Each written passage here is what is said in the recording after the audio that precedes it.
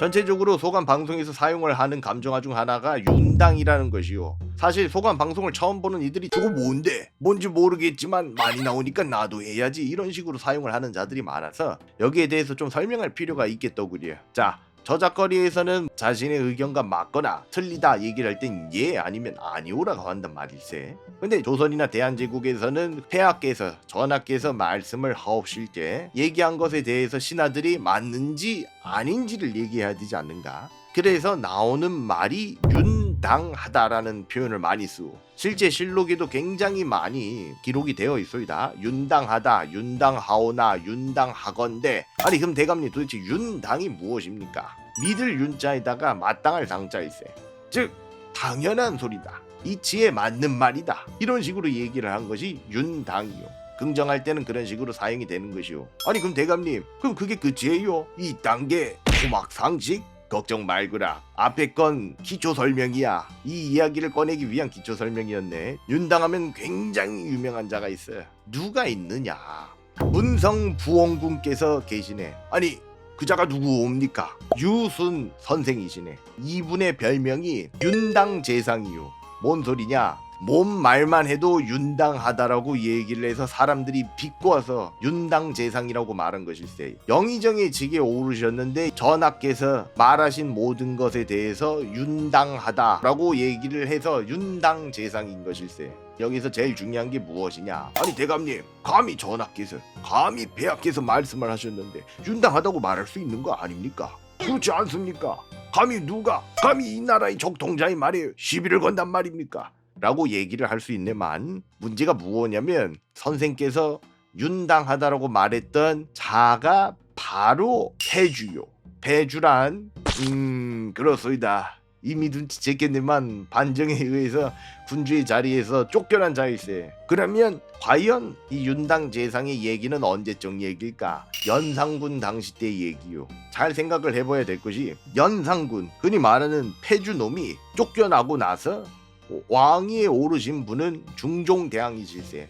알겠는가? 그게 그 유명한 중종반정일세. 근데 여기서 중요한 게 무엇이냐면 신하들이 어느 날 이 얘기를 꺼내. 전하 혹시 들어보셨습니까? 예전에 폐주놈이 왕위에 올랐을 때 영의정직을 맡았던 유순이란 자가 존재를 하는데 뭐만 얘기를 하면 윤당하다라고 얘기를 해서 세간에선 그를 비꼬아 윤당재상이라고 하온데 어찌 그를 다시 쓰려고 하시는지요?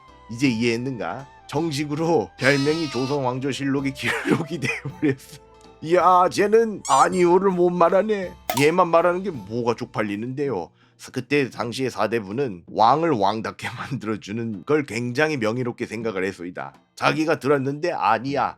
그러면 자기가 죽더라도 아니오라고 얘기해야 되네. 그게 바로 사대부라고 생각했던 시절이요. 문제는 무엇이냐? 폐주가 폐위당하고 난 뒤에 방금 전에 그 윤당재상이라고 얘기 꺼내진 게 언제 기록이 되느냐? 중종대왕 1년 당시 때. 아니 그게 무슨 소리입니까? 중종실록 1권에 기록이 되네. 반정 성공할 때부터 부릉부릉 시동이 걸리는 것이요. 이때부터 이제 냄새가 나는 것일세.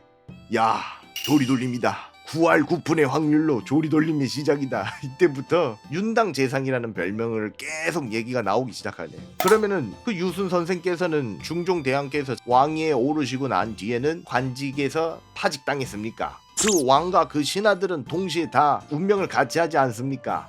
아니 그래서 더 웃기네. 중종 반정이 일어나면서 전하 제 윤당만 할 줄 아는 애요.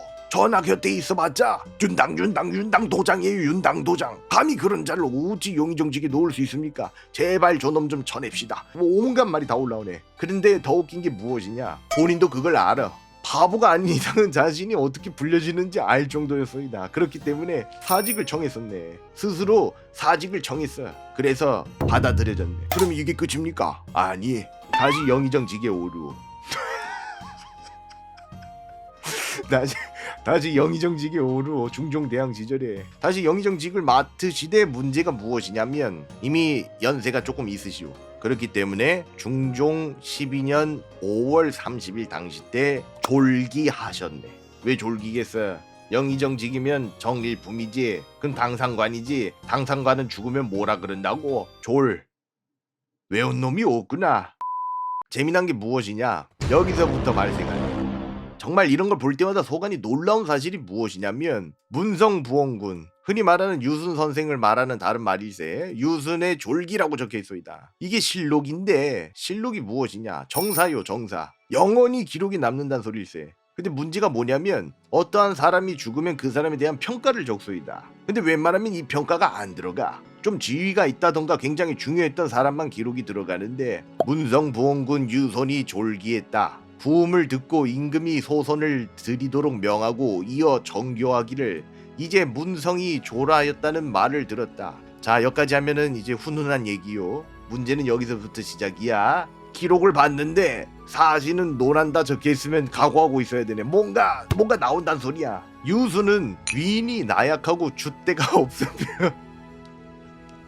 젊어서부터 오직 공명에만 마음을 써서 능력은 오라질락이 없는데 탐욕은 많아서 연산군 말년에 수상이 되어서는 여기에서 수상은 영의정이요. 연산의 무도함이 극에 이르렀는데도 그 눈치만 살피고